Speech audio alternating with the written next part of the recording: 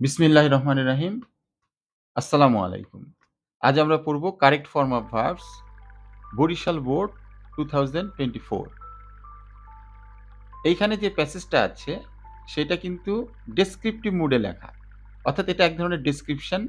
এটা simple present টেন্সে অধিকাংশ করতে হয়। আমরা জানি ২ ধরনের প্যাসেজ থাকে।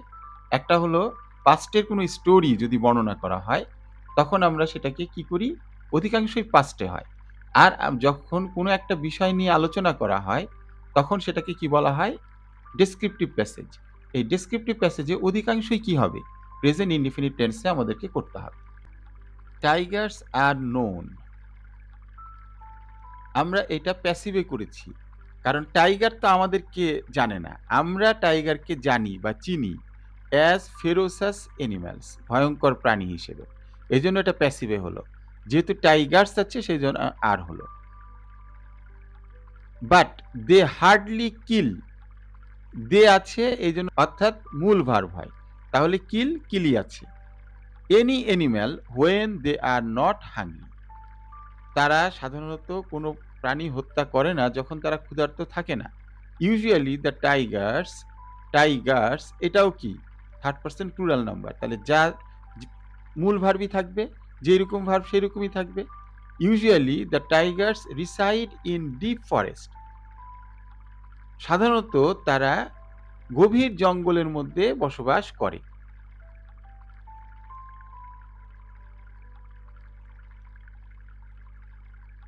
দে আর হার্ডলি সিন। আমরা জানি যে বি ভার্বের পরে ভার্ব আসলে হয় ভার্বের সাথে আইএনজি যুক্ত হয় অথবা ভার্বের পাস্ট পার্টিসিপল হয়। কখন ভার্বের সাথে আইএনজি যুক্ত হয়? যদি সেটা অ্যাক্টিভে, যদি সেন্টেন্সটা অ্যাক্টিভে থাকে। আর সেন্টেন্সটা যদি প্যাসিভে থাকে তাহলে আমরা পাস্ট পার্টিসিপল করি। তাহলে তারা কি আমাদেরকে দেখে না আমরা তাদেরকে দেখি? আমরা অর্থাৎ আমরা টাইগারকে দেখি। They are hardly seen. তাহলে তাদেরকে দেখা হয় না in the open place unless there is. কেন ইজ বললাম? শুধুমাত্র দেয়ার দিয়ে যে সমস্ত সেন্টেন্সগুলো শুরু হয় সেই সমস্ত সেন্টেন্সে সাবজেক্ট পরে আসে। দুনিয়ার সকল ইংরেজি সেন্টেন্সে প্রথমে সাবজেক্ট আসে তারপরে ভার্ব আসে। কিন্তু ইন্ট্রোডাক্টরি দেয়ার দিয়ে শুরু হলে আগে ভার্ব আসে পরে সাবজেক্ট আসে। তাহলে সাবজেক্ট কি ছিল? Third person singular number. তাহলে there is a strong necessity. যদি খুব প্রয়োজন না থাকে তাহলে তাদেরকে উন্মুক্ত জায়গায় দেখা যায় না। They often remain. এখানে রিমেইন হলো লিঙ্কিং ভার্ব। অর্থাৎ এম ইজ আর এর মতো কাজ করছে। লিঙ্কিং ভার্বের পরে কি বসে? অ্যাডজেক্টিভ বসে। লিঙ্কিং ভার্বের পরে নাউন বসে অথবা অ্যাডজেক্টিভ বসে। তাহলে এটা যেহেতু লিঙ্কিং ভার্ব, তাই আরেকটা ভার্ব আসতে চাচ্ছে, এটাকে আমরা ভার্ব রাখতে পারবো না, এটাকে আমরা অ্যাডজেক্টিভ করে দিব। কিভাবে অ্যাডজেক্টিভ করব? পাস্ট পার্টিসিপল করে। তাহলে আমরা বলবো hidden, H I double D E N. তাহলে দে অফেন রিমেইন হিডেন। তারা প্রায়ই লুকায়িত অবস্থায় থাকে under the deep green in search of the prey. গভীর সবুজের মধ্যে শিকারের খোঁজে। Whenever they discern any prospective prey. যদি তারা বুঝতে পারে কোনো শিকারের অবস্থান, যা আছে তাই থাকবে যেহেতু এটা third person plural number. They take pause to. To এর পরে ভার্ব আসলে কি হয়? যে ভার্ব সেই ভার্বই থাকবে। টু ফল অর্থাৎ মূল ভার্ব থাকবে। টু ফল আপন ইট। তারা তার উপরে আছড়ে পড়ে। Tigers often unite themselves. তাহলে টাইগার্স এটাও থার্ড পারসন প্লুরাল নাম্বার, এজন্য ইউনাইট দেমসেলভস তাদেরকে একত্রিত করে। টু অ্যাটাক দেয়ার প্রে। টু এর পরে ভার্ব, তাহলে যা আছে তাই থাকবে। টু এর পরে সবসময় মূল ভার্ব বসে। টু অ্যাটাক দেয়ার প্রে তাদের শিকারের উপরে তারা দলবদ্ধভাবে আক্রমণ করে।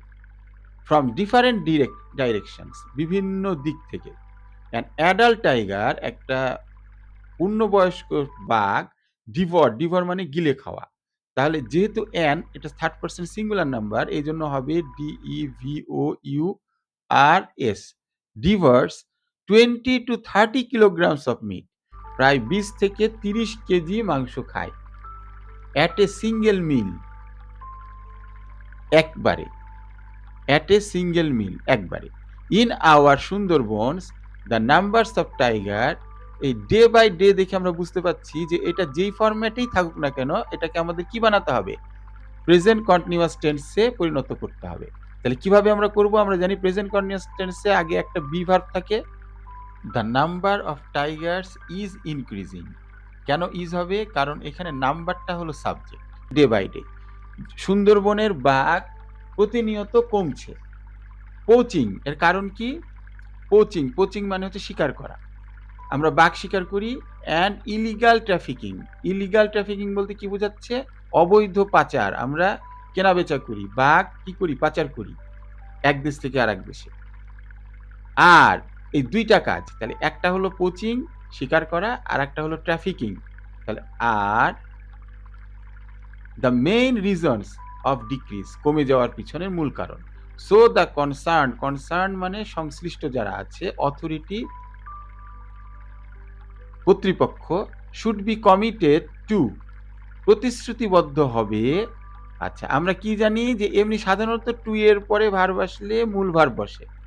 কিন্তু with a view to, look forward to, committed two, এগুলোর পরে ভার্ব আসলে ভার্বের সাথে কি যুক্ত হয়? আইএনজি যুক্ত হয়। তাহলে এখানেও কি যুক্ত হবে? আইএনজি যুক্ত হবে। Committed two taking action to protect the Tigers, তারা প্রতিশ্রুতিবদ্ধ অ্যাকশন নিতে এই সমস্ত বাঘগুলোকে রক্ষা করার জন্য। তোমরা উত্তরগুলো আরেকবার দেখে নাও।